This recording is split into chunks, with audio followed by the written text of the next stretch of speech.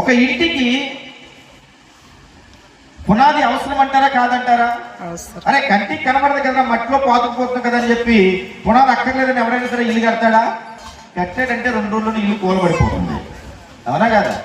అలాగే ఈ భవిష్యత్తు జీవితం బాగుగా ఉండాలంటే కంటికి కనిపించినటువంటి యవన జీవితాన్ని నువ్వు బలంగా వేసుకోవాలి. హల్లెలూయా, హల్లెలూయా.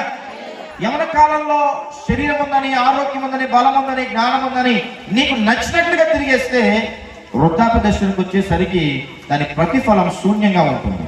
ఎలా ఉంటుంది? ఎలా ఉంటుంది? శూన్యంగా ఉంటుంది. అయ్యో ఎందుకు యవన కాలాన్ని పొరపాటు చేసేస్తానే, అయ్యో చదువుకోవలసిన సమయంలో ఎందుకు సమయాన్ని పాడు చేసుకున్నానే, అయ్యో కుటుంబాలతో కలిసి ఆధ్యాత్మికంగా జీవితంలో ఎదగాల్సిన నేను ఎందుకు దేవుడి మందిరానికి, దేవుడి వాక్యానికి, దేవుడి సంఘానికి దూరమై బ్రతికనని 2 కాళ్ళ మధ్య తలపెట్టుకుని ఏడాల్సినటువంటి పరిస్థితులు వస్తాయి.